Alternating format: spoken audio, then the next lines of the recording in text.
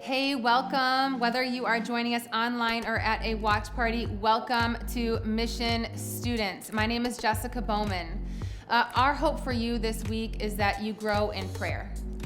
Maybe you've heard this word prayer and you've really never known how to pray, what to say, when to say it, or even who to pray to. Well, I was once your age and I had those same exact questions. But what I want you to hear today is that prayer is talking to God. When we talk to God, God listens. And when God listens, we also need to listen. And when we listen, we will actually hear God talk back. Maybe not audibly, but I want you to give it a try. Keep it going and keep listening. And God will begin to show you that He is this just really great friend, a friend of mercy, grace, and forgiveness. Hey, if you're joining us online, I have an invitation for you, and it's to a student watch party. That's right. There are student watch parties happening all over our area, and this is where students from the neighborhoods gather together on a driveway or in the backyard and watch church together. And it is a party. And so if you want more information on that, you can check on the link below. You can even host your very own student watch party. So go to that link to learn more information. If you are at a student watch party, we'll let the watch party begin, and we will see you next week. Bye-bye.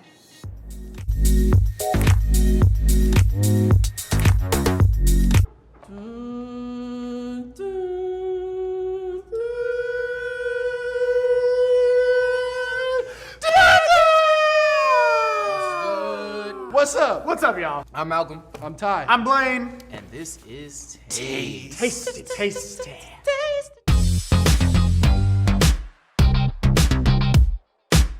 The first episode, we're about to get a box. What do you think, Malcolm? Music.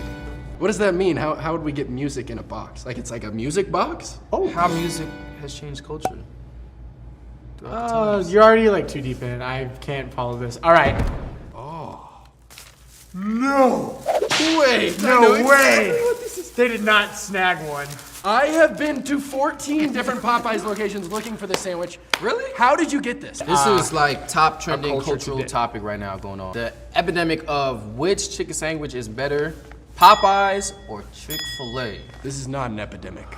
This is a panacea, which means a Yeah, universal please, cure. please, If please. you didn't enlighten me. know, And I Ty is studied. just so smart. He's a walking dictionary, clearly. We are going to do an official taste comparison between these chicken sandwiches. Bam, bam. Welcome to Taste. Welcome to where we Taste. see All right, how okay, trends here we shape go. and define culture. Yeah, don't forget that. Okay, here we go. Just open it. No, you don't need your hands. I got you. That's a good bite right there. Oh, this is easy. Let's go 1 to 10 on your scale. Where does this sandwich lie? 9. 9? All right, let's get the next sandwich in. Can we get a palate cleanser? Need some good old H2O. You blew it! Your eyes are open. You gotta go back into sensory deprivation. Will you plug his ears for this Yeah, next I got one? you. All right, man. Prepare yourself, Malcolm. The world is waiting. Waiting for this. If this was a 9, what is this, Malcolm?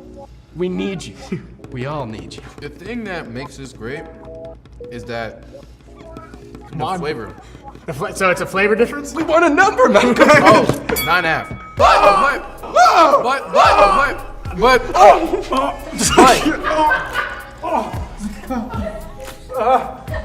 Dude, that's a good sandwich. Okay, I'm gonna take one more tiny bite. Ty, why do you look like you've seen a whole new universe? I've seen. I've tasted and seen that the Lord is good. Dude, don't cry. It's okay. It's okay. Come on, figure it out. It's okay. Case closed.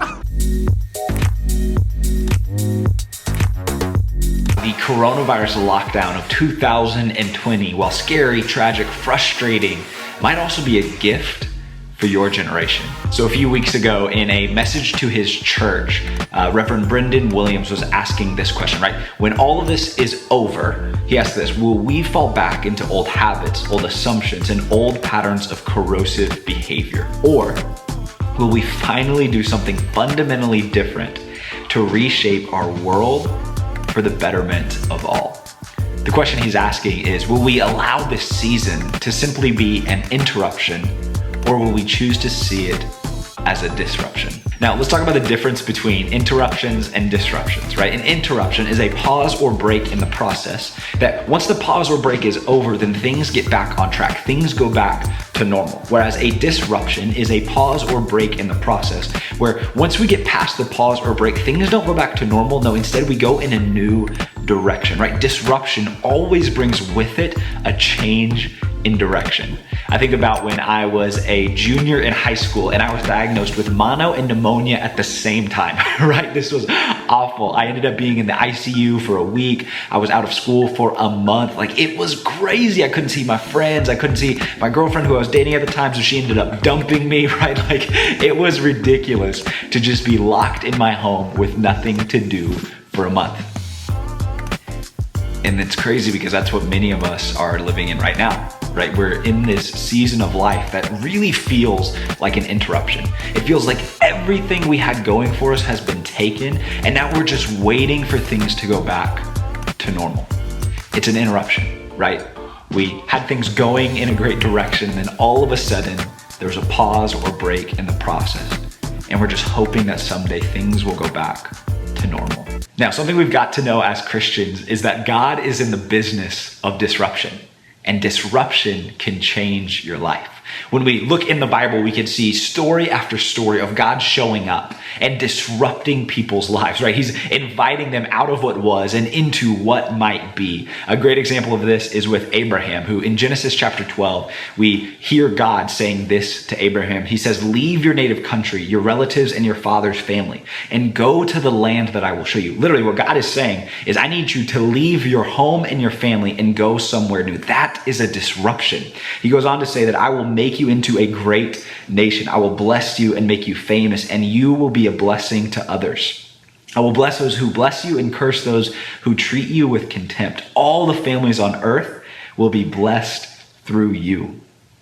Abraham's whole life was being disrupted in this moment. You see, God was taking him out of what was and inviting him to step into what might be. He was inviting him to change direction. And what God did is he took Abraham, who at this point was nobody from nowhere, and he told him, "Hey, Abraham, I'm gonna use you to bless everyone everywhere." God was inviting him into a new disruption. Disruption can change your life. In Exodus chapter 3, we see God speaking to Moses and inviting him into something new. Here's what he says. God says, "Look, the cry of the people of Israel has reached me, and I have seen how harshly the Egyptians abuse them. Now go, for I am sending you to Pharaoh. You must lead my people Israel out of Egypt." You see, in this moment, all of the people of Israel were being invited to move in a new direction. God was calling them out of their home in Egypt and into the future, the promised land, which could probably be really scary in that moment. And that's oftentimes how disruption can feel, right? It takes us out of what was, but it's inviting us into what might be. It's inviting us into a better tomorrow. Another great example is when Jesus called the disciples. In Mark chapter 1, we read this. It says, "One day as Jesus was walking along the shore of the Sea of Galilee, he saw Simon and his brother Andrew throwing a net into the water, for they fished for a living. And then Jesus, he calls out to them. He says, 'Come, follow me, and I will show you how to fish for people.' And they left their nets at once and followed him." I think this is such a beautiful picture of how Jesus invites us into his movement, right? Because when Jesus invites us to follow him, it's not just like a 2-week vacation, right? It's an entirely new way of being human. It's an entirely new way of living. After the disciples had spent their 3 years with Jesus, they didn't go back to the way things were. It wasn't just an interruption, it was a disruption. Their lives were never the same after that moment, because what Jesus was calling them to was to let go of what was and step into what might be. What I want to do is I want to give you 3 questions for you to pray and process with God about, so that we can make the most of this season to see it as a disruption. So here are the questions. Question number 1 to ask God is this: God, what are you trying to teach me? What are you trying to teach me? Question number 2, God, what do you want to change in me? What do you want to change in me? And question number 3, how do you want my life to be different because of this? How do you want my life to be different because of this? Now, here's the deal. When you ask these questions, when you pray to God, here's what I know is that you will find answers, right? God may not speak to you in an audible voice as you're sitting there and praying, but if you seek him through his word, if you seek him in context of life-giving relationships, then what I believe is that whether through something you read or something that somebody else says to you, that God will answer those questions to help you see things that he wants to do in you, he wants to do through you, and how he wants your life to be different because of this season of disruption, because disruption always brings a change in direction. And God is in the business of disruption. Now here's the thing about disruption.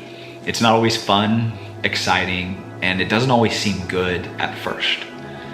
Much like the season we're in right now, where it's not always fun, it's not always exciting, and it can be really hard to see the good in it at times.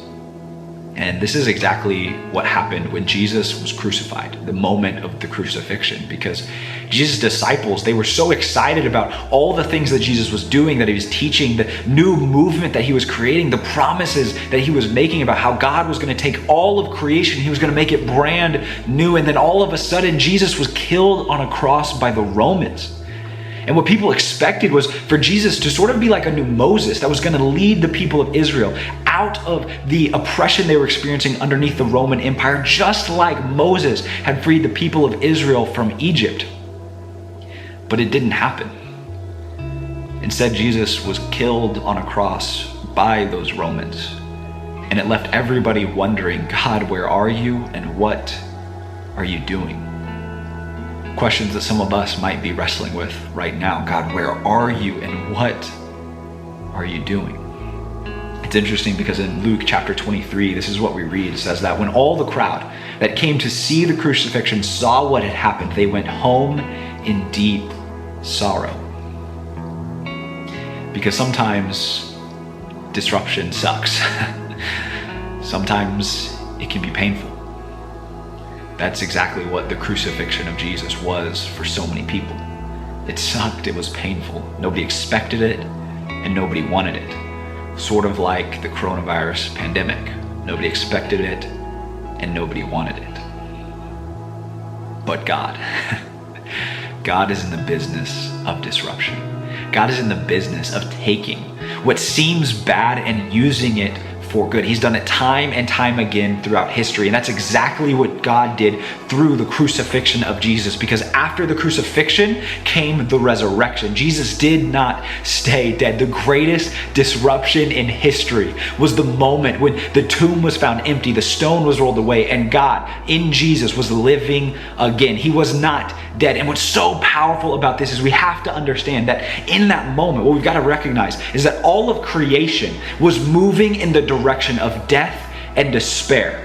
But through the resurrection, God changed the direction to where now the end of the story is not crucifixion and death. The end of the story is resurrection and life for us and for all of creation, because the end of our story tells us that God is making all things new. Because what's on the other side of disruption? The answer? It's resurrection. It's life. It's a new direction. In Matthew chapter 28, verses 18 and 20, we have Jesus who's after the resurrection. He's standing with his disciples and he's letting them know, hey, I'm about to go to heaven, but you have a mission. And here is what it is. This is what Jesus says. He says, I've been given all authority in heaven and on earth. So you must now go and make disciples of all the nations, baptizing them in the Father, the Son, and the Holy Spirit. Teach these new disciples to obey everything I've commanded you, and be sure of this: I am with you always, to the very end of the age. Jesus is inviting us to move in a new direction, to go and make disciples, to show the world who he is, what he's done, and what that means for them. And throughout this entire process, he has promised that he will be with us to the very end of the age. You see, following Jesus is not an interruption, right? It's not something that we do that interrupts our Sunday morning routine. It is a disruption. It's an invitation to a new way of living and a new way of being human, to really be the people that we've been created to be, the people that God is calling to bring heaven to earth. So will you allow yourself to be disrupted? Because the resurrection of Jesus is the greatest disruption in history, right? In that moment, all of creation started moving in a new direction. And what's so beautiful about the resurrection is that, yes, it was a disruption on a cosmic scale, but at the same time, it can be a disruption on a personal level. You see, Jesus' resurrection is an invitation for all of us to put our trust in him and to allow him to be the Lord and leaders of our lives. Will you allow yourself to be disrupted?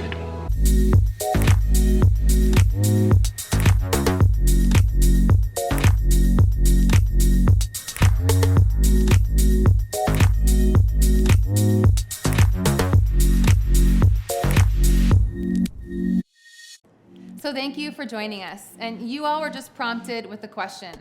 So go ahead and turn your chairs around in a little bit of a circle and talk about that question. And don't forget, if you're joining us online, here's your invitation to a watch party.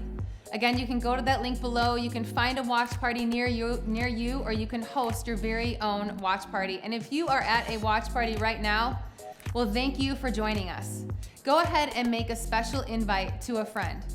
Take out your phone, snap a picture, and send that picture via text to a friend and say, hey, will you join me at my watch party next week? We'll see you later. Bye-bye.